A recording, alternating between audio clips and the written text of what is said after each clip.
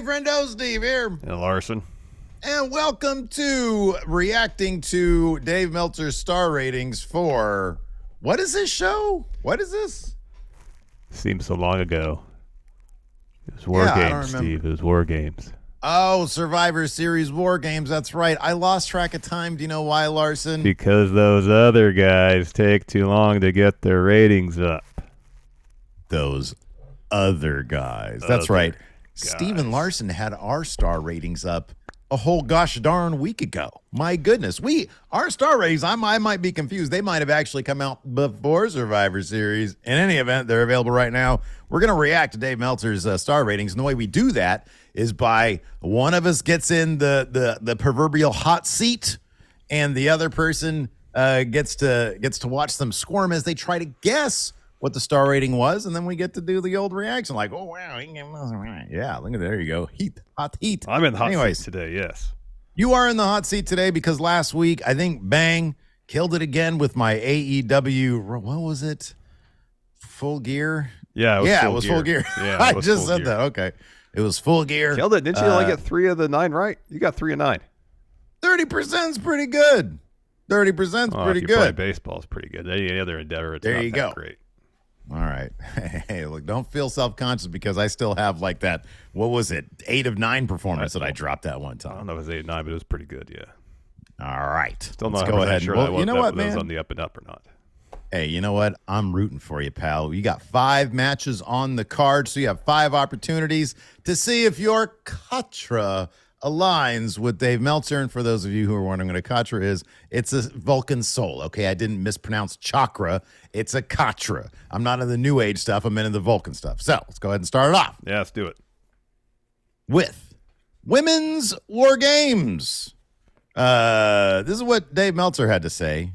This match involving Charlotte Flair, Becky Lynch, Bianca Belair, and Shotzi, taking on Bayley, Asuka, Kairi Sane, and Io Sky, also known as Damage Control. Quote, there was some sloppiness early, but the finishing sequence was excellent, and it had the highlight reel in-ring moments of the show with Flair doing a moonsault off the cage and Sky coming off the cage while covered in a garbage can.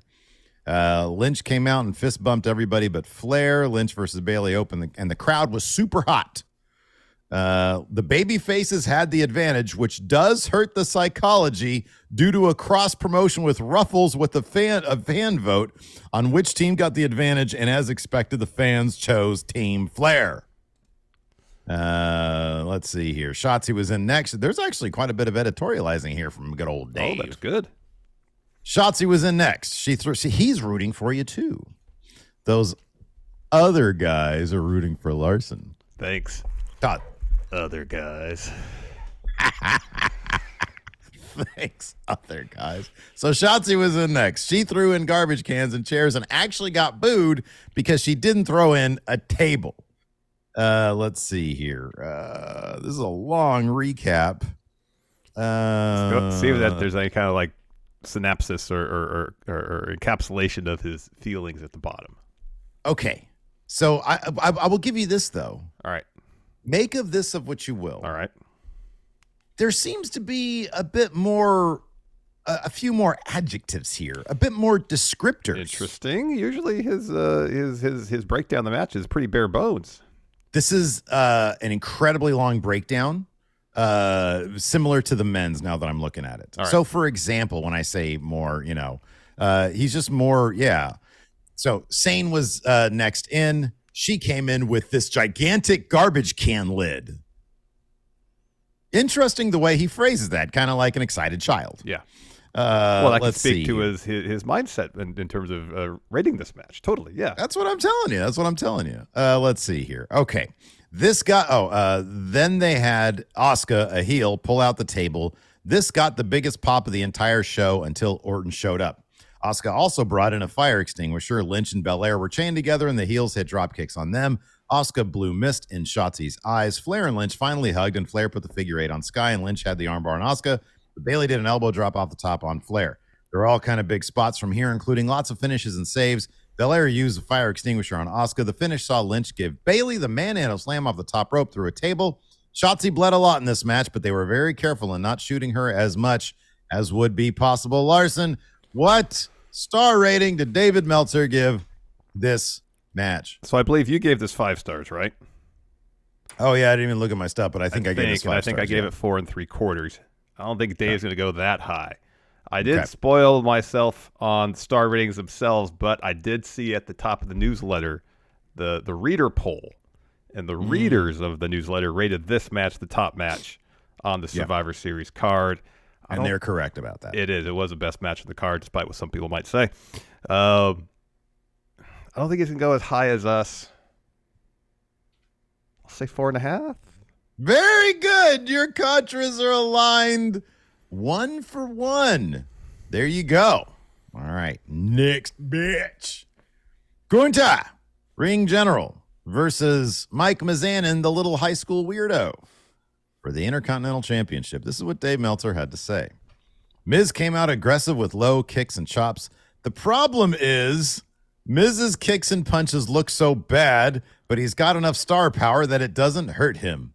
Miz worked on the left knee and put the figure 4 around the post. The announcers kept putting over how Miz is a big star and doesn't have to wrestle Gunther, but he wants to. More bad-looking kicks. As far as what they did and when they did it, that was really good, and the crowd was into Miz's near falls. They were super hot when Miz took the padding off the turnbuckle, as people saw it as a chance Miz could win. Miz got a nice near fall before Gunther hit a clothesline, a splash off the top rope, and put Miz in a Boston Crab, and then a Lion Tamer version that Miz tapped to. That's the extent of his write-up. That's everything verbatim. What star rating did David Joseph Meltzer give this match, Larson? Is that really his middle name? Please give me your guess on the match star rating. I think I gave it 3 3/4. I'm going to go with 3 3/4. So close. So 3.5. Katras. That was a heat check. Katras not quite that aligned. What did you just say? Is it 3.5? It is 3.5. That is correct. Yeah. But you're 1 of 2 now. 1 of 2. All right. Let's see. Hey, recover. Time to recover. This will be interesting because the next one is Santos Escobar versus Dragon Lee. You and I were kind of lukewarm on this match, if I'm not mistaken. Just because it was short. It just seemed like they could have done a lot more here. Interesting you say that, because David Joseph Meltzer III says it was good while it lasted, but it didn't have time to build. It was very clear this show was about the WarGames matches, and the Punk return in the middle of the show was just there to round out the card. Lee did jump over the top rope and take Escobar off the apron to the floor with a Hurricane Rana, and followed with a Tope con Hero. Escobar did a super top rope Rana for a near fall and went after Lee's mask for heat. Escobar won clean with the Phantom Driver. Larson, what did David Joseph Jonathan Meltzer III Esquire give this thank you. bitch? From the Esquire. We were both in the 3-star territory. I'm going to say 3 stars. Ooh, so close. 3 1/4. So close. 3 1/4. Every time, I tell you. Every time, I am just 1/4 of a star off.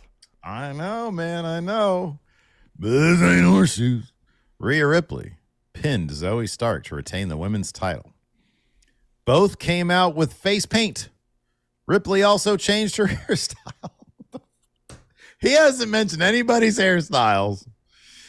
Stark used a plancha and springboard dropkick for a near fall. Ripley went for a suplex, almost lost her, but was able to power her up. Ripley did a choke slam off the top, and it looked like Stark was supposed to land on her feet, but didn't, and what was supposed to start the comeback, which she did anyway. I don't know if Dave read that one right. Ripley went for the riptide, but Stark escaped it and hit a German suplex. Stark tried the Z360, but Ripley escaped, and Ripley hit the riptide for the clean win.